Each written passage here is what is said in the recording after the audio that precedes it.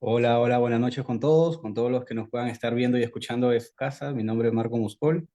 Primero darle la bienvenida a este espacio de CIADA, el Centro de Investigación Académica de Derecho Administrativo, un espacio para poder entender y comprender el derecho administrativo de forma amplia, general y de manera bastante simple a todos los que puedan estar interesados en la materia, claro está. Para mí es un gusto hoy día eh, contar con la presencia de un excelentísimo profesional, el doctor Osmar Naquiche Chuyes, abogado por la Universidad de Piura, cuenta con un MBA por la Universidad Católica del Perú, especialista en contrataciones con el Estado, actualmente que estamos con esta tendencia y esta próxima entrada en vigencia de la nueva ley. Actualmente es, bueno, socio principal del estudio Naquiche Camajara, donde se desempeña como director del área de litigios y controversias con el Estado. Así que, sin más que agregar, yo le doy el pase al doctor Osmar Naquiche para que nos pueda comentar esas nuevas tendencias que hay con esta nueva ley que está por entrar en vigencia. Así que, Osmar, ¿cómo está? Buenas noches. Muy buenas noches, Marco Antonio. ¿Qué tal? ¿Cómo estás? Eh, bueno, sean mis primeras palabras para agradecer la invitación al grupo CIADA, ¿no? Para tocar el tema de hoy, que lo he denominado Nuevos tiempos en materia sancionadora, a propósito de la Ley General de Contratación Pública, la Ley 32069. Sin mayor preámbulo, pues inicio mi ponencia.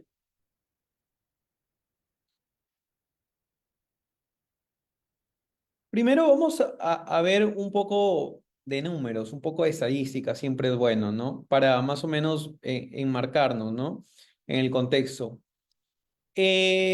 Según el OCE, eh, entre los años 2022 y 2023 se emitieron 9.432 resoluciones según la estadística, ¿no? que manejan ellos, a la cual hemos accedido mediante acceso a la información. 9.432 resoluciones emitidas por el Tribunal de Contrataciones del Estado.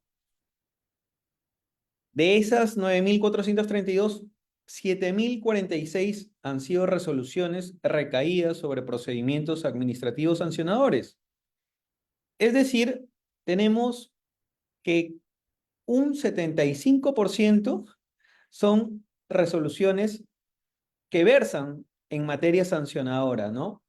Porque aquí hago un paréntesis, el Tribunal de Contrataciones tiene tanto facultad sancionadora como facultad resolutiva, es decir, en materia de contratación pública, durante el procedimiento de selección, tú puedes apelar y esa apelación la va a resolver el Tribunal de Contrataciones del Estado. Claro está, dependiendo de la cuantía. Mayor a 50 a 50 UITs lo tendrá a cargo el Tribunal de Contrataciones del Estado. Y menor a ello lo va a tener a cargo la entidad. Y por otro lado tenemos la facultad sancionadora que resuelve sobre las infracciones que cometan los postores, participantes, contratistas, subcontratistas y supervisores y residentes de obra, ¿no? Entonces, vemos pues que es bastante importante eh, tener mapeado cómo es que funciona el Tribunal de Contrataciones del Estado en materia sancionadora. Ahora bien, el 24 de junio de 2024 fue publicado, como es de conocimiento, la Ley 32069, esto es la Ley General de Contrataciones Públicas, la cual señaló la disposición complementaria final, 28ª y novena, que iba a entrar a los 90 días calendarios contados a partir del día siguiente de la publicación de su reglamento. ¿Y cuándo ha sido publicado su reglamento? Hace unos días, el 22 de enero del 2025. Por tanto, tenemos que la Ley General de Contrataciones Públicas va a entrar indefectiblemente el 22 de abril del 2025. Ahora bien, ¿qué es lo que trae dentro de las novedades que trae esta nueva norma en materia de contratación pública? Tenemos que hay nuevos actores, pero yo le he denominado nuevos actores o denominaciones porque ya lo dejo a su criterio para ver qué tan cierto es esto. Para empezar, el OCE el organismo supervisor de las contrataciones del Estado, ahora se llamará Organismo Especializado para las Contrataciones Públicas Eficientes, OEC. Ya no es OCE, sino ahora es OEC. Y algo que es novedoso, porque antes el OCE no lo tenía, es que administrará y sancionará a las instituciones arbitrales y centros de administración de juntas de prevención y resolución de disputas. Esto es algo totalmente novedoso porque el OCE nunca tuvo facultades sancionadoras, pero ahora el OEC sí las va a tener. Y no solamente ello, sino que también va a poder exigir coactivamente el pago de multas. Entonces, vendría a ser como una especie de OCE reforzado. Por otro lado, también tenemos que el Tribunal de Contrataciones del Estado ahora se llamará Tribunal de Contrataciones Públicas, TCP por sus siglas. Y esto, bueno, se mantiene que va a seguir sancionando a los proveedores, participantes, postores, contratistas y subcontratistas por infracciones a la ley y el reglamento, ¿no? Ahora, lo nuevo es que va a aplicar la normativa de conformidad con las reglas de graduación y proporcionalidad, eximentes de responsabilidad, caducidad y demás reglas conforme a lo dispuesto en la Ley del Procedimiento Administrativo General. Esto sí no estaba previsto en la anterior ley, entonces es algo novedoso y yo considero que es para bien, ¿no? Entonces, pero vayamos, enfoquémonos en las novedades en materia sancionadora, ¿y no? Para empezar, tenemos que irnos a los principios. En la anterior norma, en el artículo 2, se establecían los principios que rigen las contrataciones, que son los que he detallado en la siguiente diapositiva. Ahora se detallan en el artículo 5 y son los que también se pueden visualizar a continuación. De toda esta serie de principios rectores, lo que nos llama la atención son los que hemos resaltado en negrita: legalidad, presunción de veracidad y causalidad. Que si bien es cierto, en la jurisprudencia del Tribunal de Contrataciones del Estado ya se venían aplicando, no es menos cierto que en cuanto al principio de causalidad, sí hemos visto determinadas resoluciones que distan mucho de que se hayan aplicado correctamente. Y por eso lo he subrayado, ¿no? Porque legalidad y presunción de veracidad sí, es cierto, se ha aplicado, pero en causalidad sí tenemos unas dudas de cuán correcto se haya aplicado, ¿no? Es importante precisar que algo también bueno que se ha mantenido en la norma y que porque se tuvo también en la anterior, es que señalaban anteriormente que sin perjuicio, estos principios se iban a aplicar sin perjuicio de la aplicación de otros principios generales del derecho público, ¿no? Esto se mantiene. Es decir, sin perjuicio de la aplicación de los demás principios que están recogidos en la Ley del Procedimiento Administrativo General, que es la norma máxima en derecho administrativo peruano, ¿no? Entonces, como mencioné anteriormente, es importante encuadrarnos en respecto a la jurisprudencia del tribunal en materia sancionadora. Y para ello he cogido dos resoluciones que son bastante ilustrativas, ¿no? De cuánto se puede apreciar de si se aplica o no se aplica la ley del procedimiento administrativo general. El primer caso es la resolución 4043-2023. Este caso lo he denominado así como el caso del supervisor dobletero. En el caso en cuestión, se abrió un procedimiento administrativo sancionador a un consorcio que prestaba los servicios de supervisión de obra. ¿Por qué? Porque durante la ejecución de un contrato, el órgano de control interno evidenció que el supervisor que estaba a cargo de la supervisión de obra, valga la redundancia, estaba prestando también servicios en otra obra. Entonces, como conforme a ley, la entidad tiene la obligación de comunicar al Tribunal de Contrataciones la comisión de las infracciones para que inicien el respectivo procedimiento administrativo sancionador. En este caso, el Tribunal de Contrataciones inició procedimiento administrativo sancionador al supervisor y en sus descargos el supervisor dijo, mira, es cierto, soy culpable, la verdad sí, es cierto, estoy en las dos obras, pero, a ver, te explico, tribunal, le dijo, no, te explico, lo que pasa es que yo empecé en esa obra, en la otra, ¿no? En la que me ha identificado la Contraloría, pero, ¿por qué? Porque yo me comprometí con mi jefe que yo iba a estar como supervisor máximo un mes y que luego yo ya me tenía que ir, ¿no? Entonces, finalmente, después que cumplió el mes, mi jefe no pudo conseguir otro profesional que cumpla con el perfil. Entonces me vi forzado a seguir en la obra. Pero mira, eso es en primer lugar. En segundo lugar, la obra yo le he terminado y también no tiene observaciones, o sea, es de calidad. Y tercero, te estoy reconociendo voluntariamente que sí he cometido la infracción, pero por favor, no seas malo, es la primera vez. Yo no tengo antecedentes. Finalmente, el tribunal no lo sancionó. ¿Y por qué no lo sancionó? Porque dijo, bueno, a ver, entidad, pásame los documentos que acreditan que el señor está prestando servicios en dos obras a la vez. La entidad nunca lo envió. Dos, porque también se fue al SEACE y descargó los contratos y no se visualizaba que el ingeniero estaba como supervisor. Entonces dijo, como no tengo muchos elementos de convicción, te declaro no al lugar, ¿no? Entonces, declaró no al lugar a la sanción del supervisor, dobletero, a pesar de que él había confesado que había incurrido en la infracción en cuestión.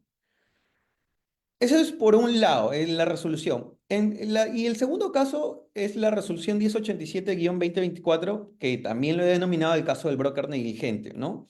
Acá también el Tribunal de Contrataciones le inicia un PAS a un contratista por la infracción de incumplir injustificadamente con su obligación de perfeccionar el contrato. ¿Qué pasó aquí?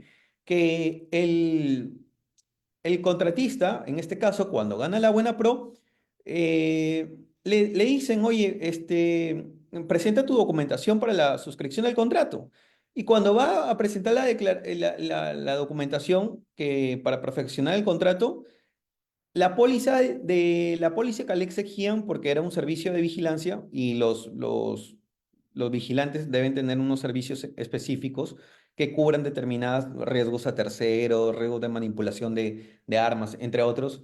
Entonces, había una cláusula que no se cumplía. Entonces, el postor ganador le dijo, oye, ¿sabes qué? A su broker, oye, ¿sabes qué? La entidad me está observando que no cumple esta póliza. Y le dice, oye, el pata, sí, sí, sí cumple. El broker le dice, sí, sí, sí cumple. Ahora, mira, te envío la nueva corregida. Y le envía la nueva corregida y tampoco no cumple. Y, ¿sabes? Y entonces la entidad dijo, mira, ¿saben? Te quito la buena pro porque no has cumplido con perfeccionar el contrato. Entonces, cuando se inicia el procedimiento administrativo sancionador, el postor le dice al tribunal, oye, mira, es cierto, no he cumplido, la entidad señala que no he cumplido con perfeccionar el contrato, pero es por un documento que escapa a mi esfera de control, porque yo no lo emito. Si tú te das cuenta, mi mapa de riesgos, la vigencia poder, el DNI, los formatos, todo he cumplido, porque eso está dentro de mi esfera de control, pero una póliza de seguro está fuera de mi esfera de control. Entonces, no me puede sancionar por ello. Finalmente, en este caso, el Tribunal de Contrataciones termina sancionando al postor contratista. Entonces, ¿por qué en uno, entonces, si comparamos ambos casos, decimos, ¿por qué en uno sí lo sanciona a pesar de que ha admitido el administrado ha admitido la comisión de la infracción, mientras que en el otro, a pesar de que, de que estaba fuera de su esfera de control, que no había sido quien había cometido la infracción en cuestión, sí se termina eh, sancionando, ¿no? Entonces, nos quedan serias dudas de que si realmente se cumple con la aplicación de los principios orientadores en materia sancionadora conforme a lo dispuesto en la Ley del Procedimiento Administrativo General, ¿no? Sobre todo el principio de inocencia o licitud, ¿no? Entonces, eh, volviendo a la nueva norma, a la Ley General de Contrataciones Públicas, no, nos llama la atención y para bien, ¿no? Claro está, que ha sido regulado el principio de causalidad. ¿Y qué es cómo lo regula, ¿no? Evidentemente, señala, ¿no? Como ustedes saben, que el principio de causalidad establece que la responsabilidad recae en quien realiza la conducta omisiva o activa constitutiva de infracción sancionable. Eso también lo dice la Ley del Procedimiento Administrativo General. Pero además añade la norma que no es responsable ni puede ser sancionado un servidor público o contratante por un hecho ajeno, sino solo por los propios, ¿no? Y esto, bueno, todavía no he leído la exposición de motivos, pero yo me imagino que esto también responde en buena cuenta a los miles de procesos, yo creo que son miles de procesos tales y como pasó con el caso Telefónica. A Telefónica lo sancionaron también, no me acuerdo si fue el 2024 o 2023, lo sancionaron porque también dentro de un procedimiento de selección, uno de sus técnicos presentó un diploma falso, ¿no? Entonces, que finalmente no lo encontraba la universidad que supuestamente había emitido ese documento, ¿no? Entonces, claro, son documentos que escapan a la esfera de control del administrado, sino que vienen por parte de terceros, ¿no? Entonces, pero nos llama la atención y es por eso que lo he resaltado en negrita, que señalan que no es responsable el servidor público contratante. Entonces, como que deja en el limbo, ¿no? O deja para la reflexión, ¿no? Y qué pasa con las instituciones arbitrales? O qué pasa con los subcontratistas? Porque el principio señala expresamente servidor público o contratante, ¿no? ¿Y por qué digo esto? ¿Por qué me pregunto respecto a las instituciones arbitrales? Porque, en efecto, la norma también ha establecido en el artículo 94 del reglamento que constituyen infracciones pasibles de sanción, entre otras, por ejemplo, no verificar que los árbitros o adjudicadores de su nómina acreditados ante el OS publiquen en la Pladicoc la información solicitada. La Pladicoc vendría a ser como lo que es actualmente el SEACE, ¿no? Pero que vendría a ser un SEACE como que se hace reforzado porque va a estar va a tener información del RNP, del registro de la FUP, que es la ficha única del proveedor, el SEACE, entre otros, ¿no? Entonces, va a tener información cruzada de varias instituciones. Entonces, pero dice, por ejemplo, el literal C del 94.2, no verificar que los árbitros o sea, van a sancionar a las instituciones arbitrales por hechos de terceros. En este caso, si incumple el árbitro del adjudicador, a mí no me importa. Yo te sanciono a ti, institución arbitral, ¿no? Entonces, esa es una. Y luego el J dice, permitir encubrir a los árbitros o a los adjudicadores, cuando los árbitros o adjudicadores en general, o cualquier personal, soliciten o acepten de las partes procesales o de terceros pagos, donativos, promesas o cualquier otra ventaja para afectar el desarrollo del arbitraje. Aquí lo mismo, o sea, pretenden sancionar por hechos de terceros, ¿no? O sea, van a sancionar porque el árbitro, el adjudicador, incluso dice cualquier personal, o sea, cualquier personal, o sea, no sé, el de limpieza, el asistente, el practicante, me parece que es un tipo sancionador, es una infracción muy abierta, ¿no? Y que ya colinda también digamos, con la redacción de los tipos penales, porque encubrir, o sea, me parece que ya tiene la redacción de un tipo penal, del encubrimiento, ¿no? Entonces, y ya ahí entraríamos quizás a otros principios, vulneración del non bis in idem, ¿no? Pero me parece que ya esta redacción ya viene un poco exagerada, ¿no?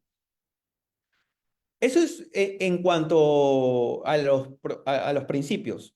Ahora bien, algo que también felicitamos de la norma es que por fin ya tenemos un procedimiento sancionador. O sea, no es que antes no lo teníamos, sino que ahora tenemos un procedimiento sancionador, pero de conformidad con la ley del procedimiento administrativo general.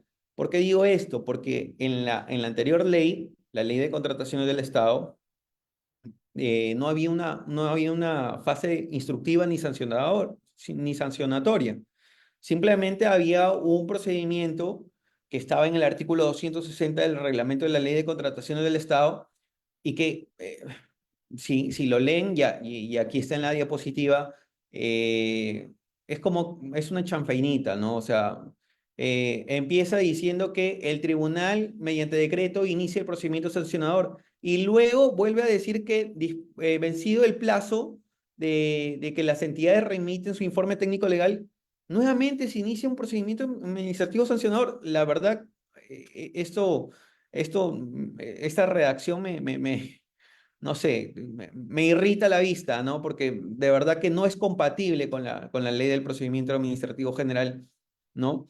Entonces, también recordarán pues que anteriormente también el Tribunal de Contrataciones iniciaba el PAS por denuncia de la entidad o de terceros por petición motivada o de oficio, ¿no? Pero ahí también hay algo que nos llamaba mucho la atención y es que en realidad no había un control de plazos, ¿no? Porque si bien es cierto, eh, se iniciaba el procedimiento sancionador, muchas veces se iniciaba después de muchos años, ¿ah?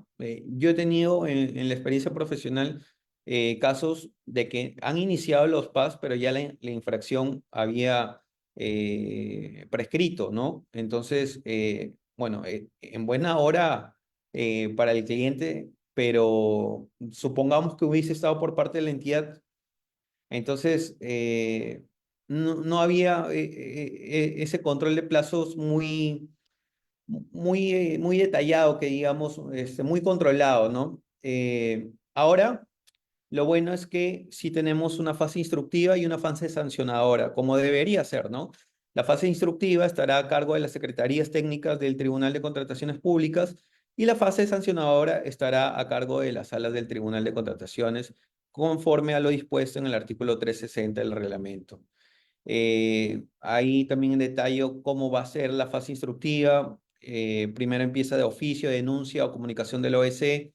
Luego hay un plazo de 10 días para los descargos del presunto infractor, salvo que se amplíen los cargos y se vuelva a otorgar el mismo plazo. Esta fase instructiva tiene una duración de 3 meses a partir del inicio del PAS, ¿no? Y termina, evidentemente, con el informe final.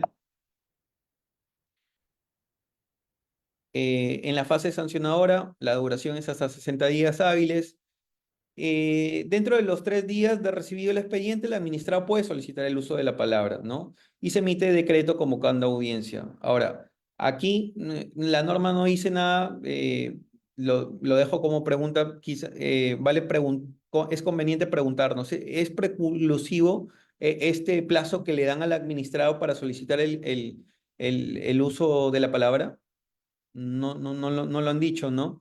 Luego, dentro de de los 10 días de recibo del expediente, el Tribunal de de Contrataciones Públicas puede devolver el expediente a la sala para subsanar o complementar. Concluida la evaluación, el Tribunal de Contrataciones emite la resolución y de no emitirse la resolución dentro del plazo, la sala mantiene la obligación de pronunciarse hasta que se cumpla el plazo de caducidad. Esto es súper importante, la caducidad en la anterior norma, en la anterior ley de contratación del Estado, la 30225, no se mencionaba para nada, no se mencionaba para nada. Entonces, pero también mantiene el mismo formato del anterior que dice sin perjuicio del deslinde de responsabilidades. O sea, va a tener responsabilidad los miembros de la sala que no cumplan con emitir la resolución dentro del plazo de caducidad, pero ¿qué tipo de responsabilidad? Tampoco queda claro, ¿no? No sabemos qué tipo de responsabilidad. Eh, También lo que se sigue manteniendo es que este procedimiento sancionador va a tener como recurso impugnatorio al recurso de reconsideración y que tiene como uno de los requisitos de admisibilidad el pago de una UIT, ¿no? Lo cual a mí me parece que está perfecto que se mantenga esto para evitar la interposición de recursos impugnatorios sin ningún tipo de fundamento o de mala fe, ¿no? La mayoría de veces simplemente los presentan para dilatar el procedimiento administrativo, ¿no?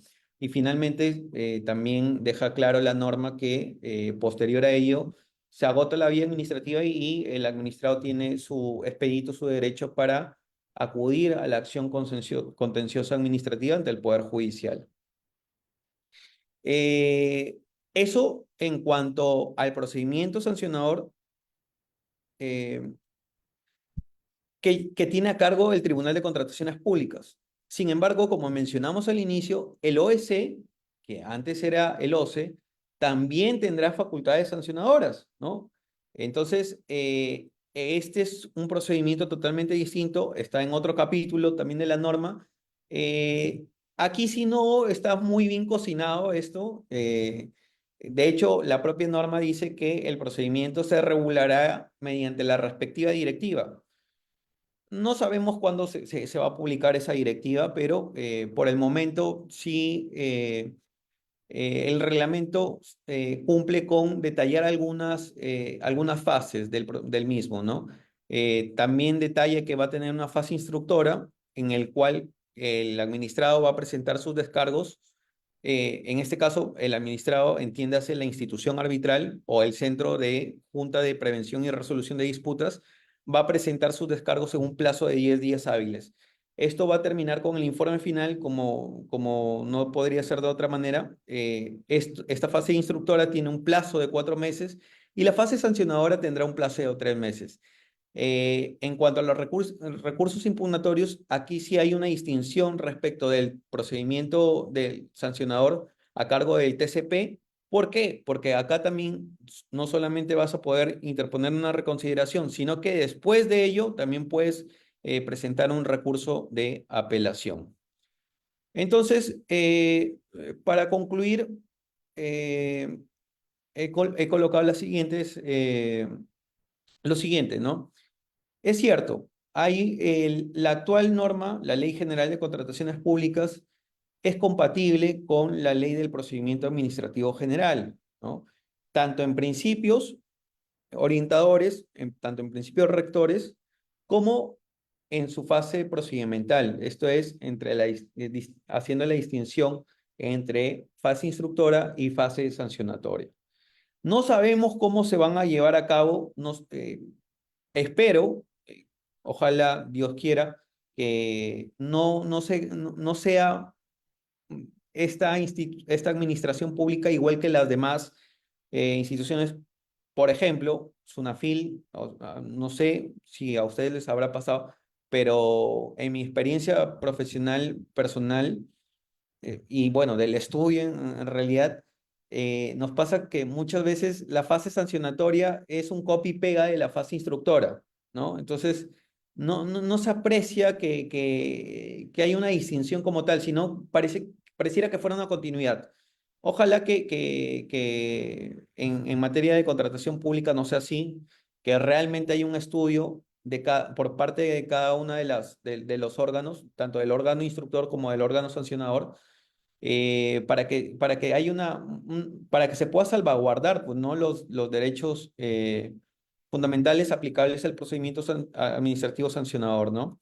Eh, Como segunda cuestión, también debemos precisar, como lo mencionamos anteriormente, que hay algunas infracciones referidas a las instituciones arbitrales y o centros de prevención y resolución de disputas, que son un poco cuestionables. Me parece que ahí el legislador ha pecado un poquito en exceso. Eh, También es importante resaltar que el Tribunal de Contrataciones Públicas y el OS serán actores clave en este nuevo contexto sancionador. Sobre todo me intriga a mí de manera personal cómo irá a ejercer esta facultad sancionadora el OEC, porque Tribunal de Contrataciones Públicas, el Tribunal de Contrataciones del Estado anteriormente, ya venía ejerciendo estas facultades, o sea, digamos, estaba al menos familiarizado, pero el OEC no, el OEC no tenía estas facultades, entonces me intriga cómo se vaya a llevar a cabo esto, ¿no? Por otro lado, también espero, ¿no? Y yo creo que al igual que cualquier otro operador jurídico que está en el rubro de la contratación pública, que este nuevo Tribunal de Contrataciones Públicas tenga una predictibilidad en sus resoluciones, ¿no? De hecho, está regulada en la norma que las resoluciones del tribunal deben guardar esta predictibilidad, ¿no? No solamente por una razón de justicia, que es lo principal, sino también por una razón de que eh, la predictibilidad siempre va a llamar a la inversión, ¿no? Entonces, los contratistas que contratan con el Estado, si ven que tenemos un tribunal que es predictible en sus resoluciones, pues va a querer seguir contratando con el Estado. Si no, pues mejor se dedica a contratar entre privados, ¿no? Y finalmente, a modo de reflexión, es que digamos, esto requiere un trabajo conjunto de todos los operadores jurídicos que estén y de los funcionarios, de los contratistas, de todos en realidad para que se pueda implementar y llegue a buen puerto esta norma, ¿no? Y es que la realidad no se logra con cambios normativos, sino es un trabajo conjunto, ¿no? Lamentablemente en nuestro país estamos acostumbrados a que el legislativo simplemente promulgue las leyes y piense que con eso se acaba, ¿no? Esto es más que todo, pues, un trabajo de educación, ¿no? De que los funcionarios, que los abogados actúen correcta y éticamente, ¿no? Entonces, eso es lo último, la última reflexión. Y bueno, quedo atento a sus preguntas. No sin antes decirle que haceremos un pequeño cherry, que si quieren saber un poco más de contrataciones también nos sigan en nuestras redes sociales. Eso es todo. No sé si hay alguna pregunta. Yo quedo encantado de resolverla, de absolverla.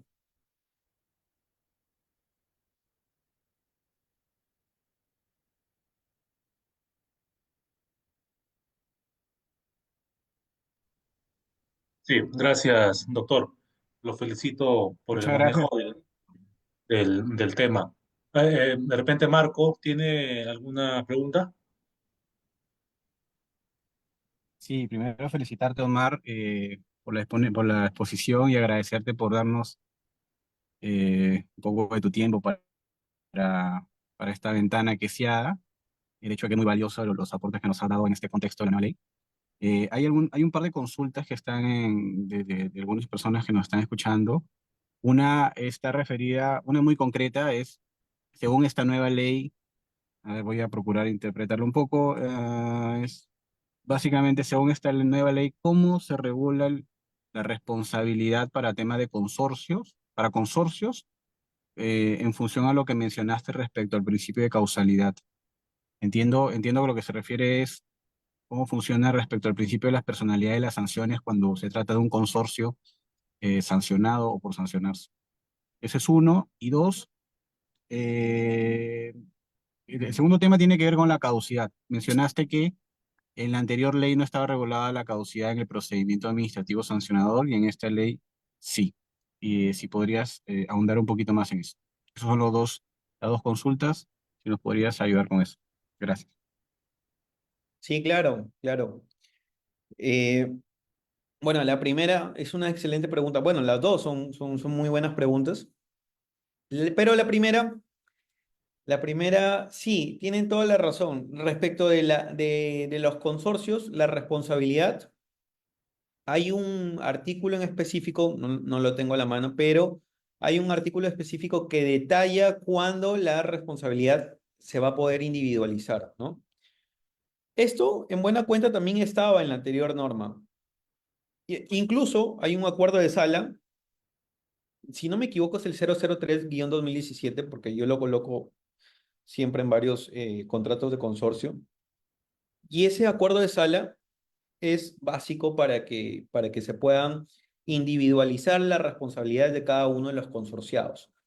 Entonces, o sea, a lo que voy es, al final del día, si tú formas parte de un consorcio y te sancionan, ya es porque eres un negligente total.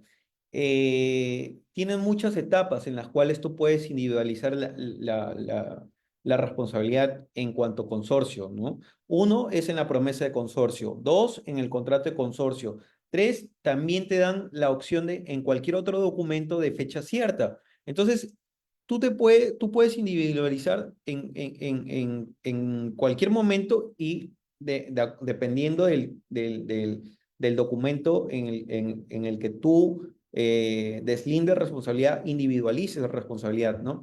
Y ahora, con el tema de la causalidad, mucho más. O sea, tú ya esto viene a reforzar precisamente muchos procedimientos sancionadores que se han llevado contra consorcios y que no se identificaron correctamente las responsabilidades. Ahora, aparte de toda esta, de todas estas, de todos estos dispositivos normativos que acabo de mencionar, tienen los acuerdos de sala. Entonces, tanto en la anterior ley como en esta, se puede individualizar perfectamente las responsabilidades y se puede deslindar en el caso de consorcios. Así que si es que alguien es sancionado, la verdad es porque ha sido bastante negligente y no ha sabido individualizar en los documentos del procedimiento de selección que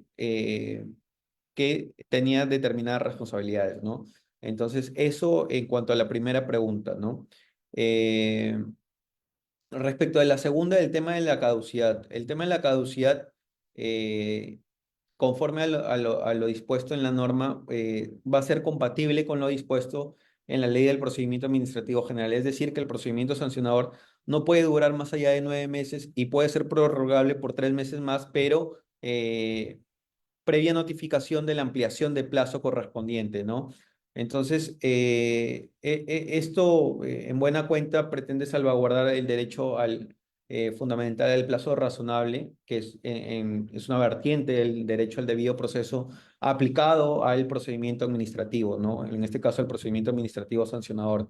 Esto de verdad a mí me parece, como se dice coloquialmente, un golazo, porque y no puedes mantener a un administrado indefinidamente en un procedimiento sancionador. Y sobre todo que lo que yo siempre he dicho en otros espacios, ¿no? Es que la ley del procedimiento administrativo general siempre ha debido tener ese lugar preponderante en nuestro ordenamiento, ¿no? Es la norma máxima del derecho administrativo peruano. Entonces, si ustedes leen, hay un artículo, creo, no sé si de Danos Ordóñez, creo, eh, que establece que, o sea, nosotros tenemos la ley del procedimiento administrativo general, pero para variar es un copy y pega de la ley del procedimiento administrativo común española. Entonces, debería aplicarse, es común, ¿por qué se llama común? Porque se aplica a todas las normas sectoriales. Entonces, debería haberse aplicado esto, ¿no? Y desde la última modificación, que creo que fue el del decreto legislativo 1242, que se estableció en uno de los principios rectores, de los principios del título preliminar de la LPAG, que esta debería aplicarse de manera general a todos los ordenamientos sectoriales. Desde ahí debería haberse aplicado, pero sí, ¿qué es lo que pasó? Que simplemente, por ejemplo, SUNAT dijo, oye, no, en mis normas no te metas porque aquí yo aplico las normas tributarias, aplico principio de especialidad, ¿no? Y acá también pasó lo mismo, ¿no? En contratación pública aplicabas las normas de contrataciones y supletoriamente la ley del procedimiento administrativo general. Entonces, no había un procedimiento sancionador como tal, no había esa distinción entre fases, fase instructora y fase sancionadora. Simplemente había un procedimiento que es el que a mí me gusta, el que a mí me da la gana, pues, porque yo soy especializado, soy contratación pública. Entonces, eso estuvo mal, estuvo mal. Entonces, estamos como que en una nueva etapa en la que sí, oye, reconozco la preponderancia de la LPAG y justamente por esa preponderancia, por ese reconocimiento, voy a respetar que hay instituciones jurídicas que siempre debieron estar tal y como sucede con la caducidad, ¿no? Espero haber respondido las preguntas. No sé si queda alguna otra. Bueno, de hecho hay algunas preguntas adicionales, pero creo que no te vamos a ahogar tanto con tantas preguntas. De hecho, yo sí quería aportar un tema respecto a la caducidad.